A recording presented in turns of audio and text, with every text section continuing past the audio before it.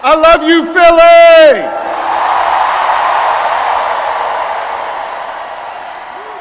And you know what else I love? I love being your governor. Thank you very much.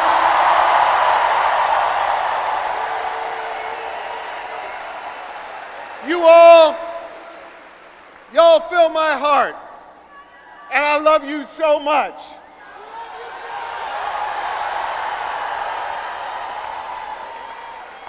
And I want you to know, every single day, I go to work for you.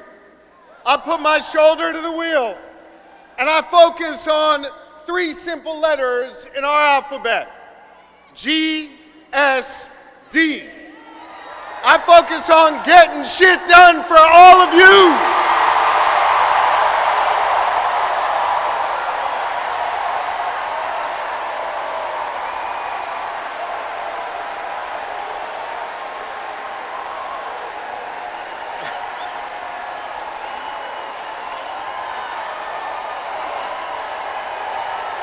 Thank you. Thank you. Thank you.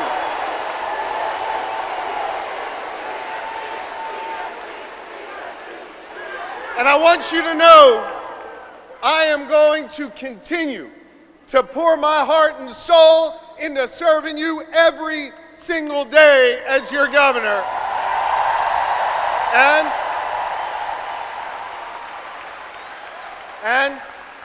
I'm going to be working my tail off to make sure we make Kamala Harris and Tim Walz the next leaders of the United States of America. That's right. Let me tell you about my friend Kamala Harris, someone I've been friends with for 2 decades. She is courtroom tough. She has a big heart. And she is battle tested and ready to go.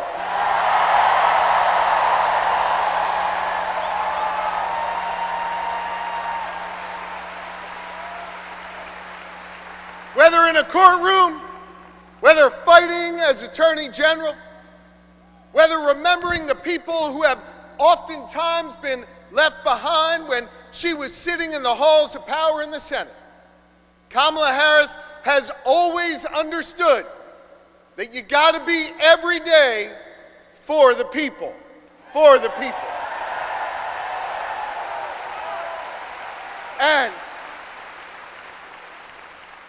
she has served with honesty. She has served with dignity. And every step of the way, she's broken barriers to serve all of us. Now, Philly, hear me on this. That's a hell of a stark contrast from the guy running on the other side. Oh, y'all know who I'm talking about, I guess. You see, we remember here in Philly what it was like when Donald Trump was our president. We remember when he was president, it was more chaos, fewer jobs, and less freedom.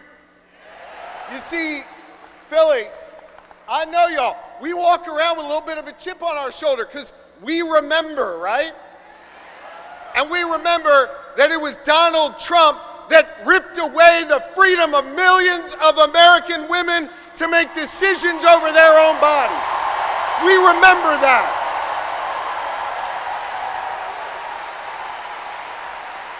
We remember that. We're not going back. We are not going back. You're right. Not going back. And here's the thing. We don't want to go back, but let's go back for a second, just remember. Let's just remember, because I think there's some folks out there that still have a little bit of brain fog, having a hard time remembering what it was like. Now listen, he brought all that chaos and limited our freedoms back when he was president, and let's be honest, didn't know what the hell he was doing. He didn't. But this is serious, gang. He knows what he's doing now. He does. And the Supreme Court that he packed, the Supreme Court that he has packed has ruled that he is above the law. He is outside of the law. And now he's got a clear plan. They all wrote it down in that whole Project 2025 thing. And they got a clear plan to take away more of our freedoms. They got a clear plan to use the Justice Department to go against our enemies. They got a clear plan to isolate us in the world. And let me tell you something, I ain't going back. I am not going back. I'm not. And neither do you want to go back. We are not going back.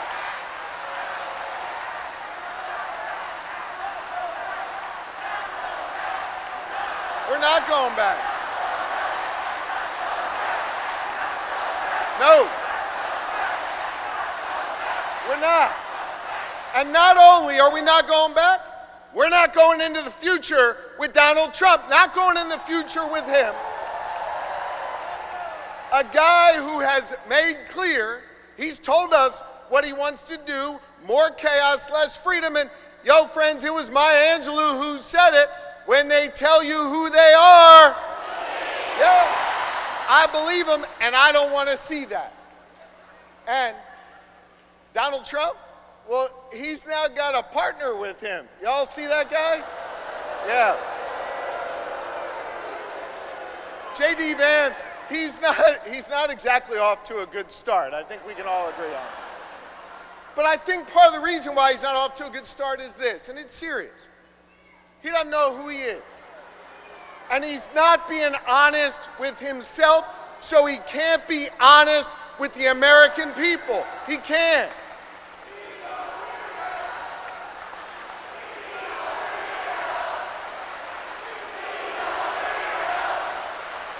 Now, so if I hear you right, and I think I do, you're chanting, he's a weirdo. Which means, man, I love you, Philly. Which means, if you're chanting, he's a weirdo, then you heard of my good friend and our next vice president, Tim Walz. Because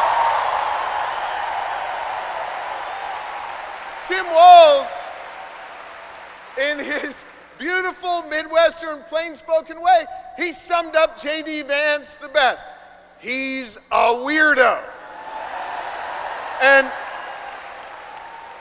I want to talk about Tim Walz, because Philly, in a minute, he's going to come out here, and I want you to give him a whole lot of love.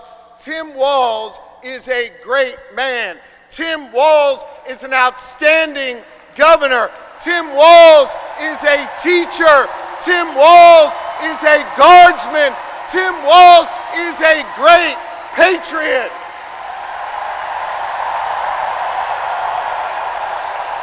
He is. And I'll tell you what else. Tim Walz is a dear friend. And I want you to know, Lori and I feel blessed to have Tim and Gwen in our lives. They are outstanding public servants. And I can't wait for you, Philly, the rest of this Commonwealth, and our entire country to get the chance to know the Walzes, the next vice president and second lady of this nation. Now, I think it is fitting And it is special that Kamala Harris and Tim Walz have chosen to launch their campaign right here in Philadelphia, in the city of brotherly love and sisterly affection.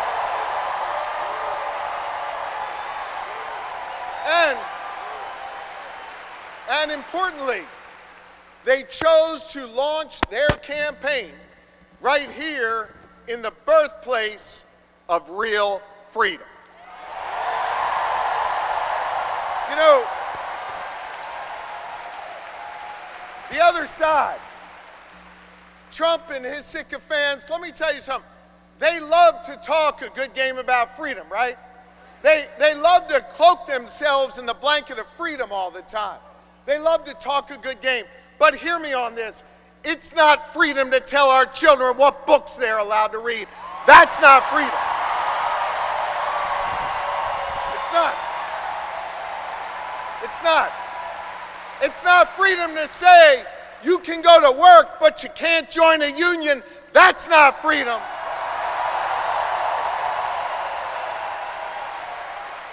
It's not freedom to tell women what they're allowed to do with their bodies. That's not freedom. It's not. It's not. It is not.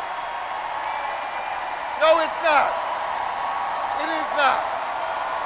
And it won't be that way when Kamala Harris is our president. And it sure as hell isn't freedom to say you can go vote, but he's going to pick the winner. That is not freedom. That's not what patriots have fought for over the years. It is not. But you know what we are for? You know what Kamala Harris and Tim Walz are for? They are for real freedom. They are.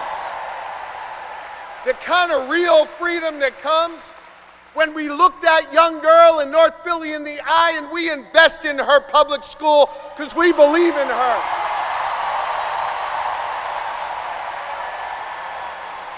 We believe in real freedom, the kind of freedom that comes when we invest in our police and we invest in our communities because we believe that young girl should walk to and from school safely and back to her mama at the end of the night.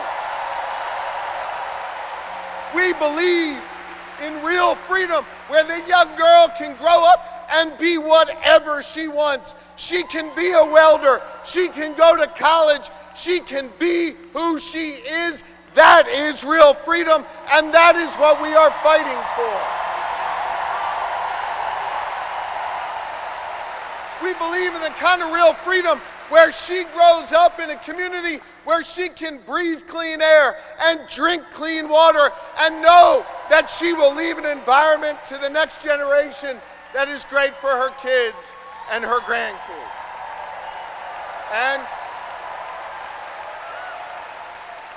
Kamala Harris and Tim Walz believe in a real freedom where you can marry who you love and be who you are.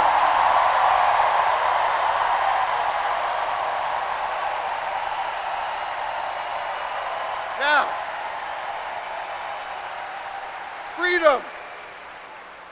freedom is on the ballot.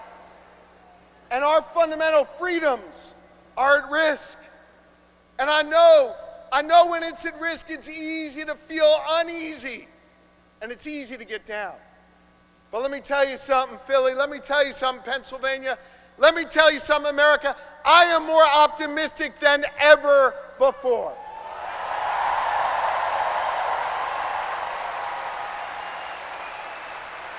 And the reason I'm more optimistic than ever before is because of all of you. And because of what a band of patriots started here in our taverns, in our town squares, and at Independence Hall, just a couple miles from here, nearly 2.5 centuries ago. You see, they came together. They came together to declare our independence from a king, and we're not going back to a king.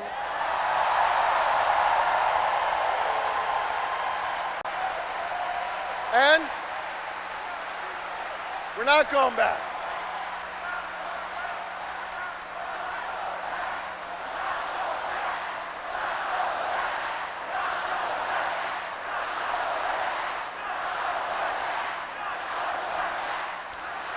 And when they declared that independence from a king, they came together and they said, we are going to form a union. And over the last 248 years, the reason why I'm optimistic, the reason why I'm hopeful, is because as we've written this American story over the last 2.5 centuries, it's been ordinary Americans taking up the baton from those patriots and saying, we're going to do extraordinary things. Octavius Catto understood that responsibility. Cecil B. Moore understood that responsibility. Gen Z, when they're organized and on TikTok, understand that responsibility. And I'm optimistic today because the task of perfecting our union, the task of defending our fundamental freedoms, it now falls to all of you. To freedom-loving Americans all across this great country. And to the good people of the Commonwealth of Pennsylvania who will decide this next election and understand our unique responsibility.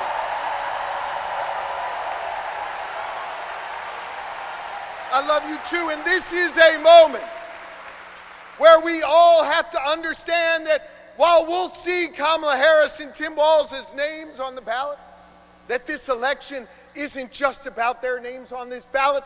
This election is about all of you.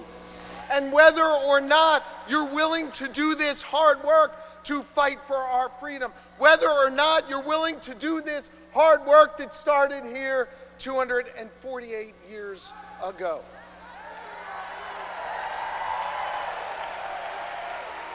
I want to just say this. I lean on my family and I lean on my faith, which calls me to serve. And I am proud of my faith.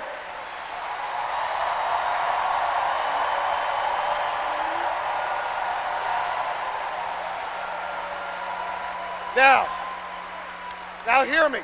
I'm not here to preach at y'all, but I want to tell you what my faith teaches me.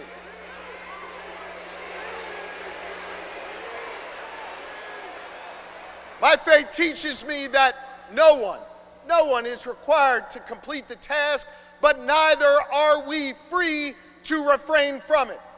That means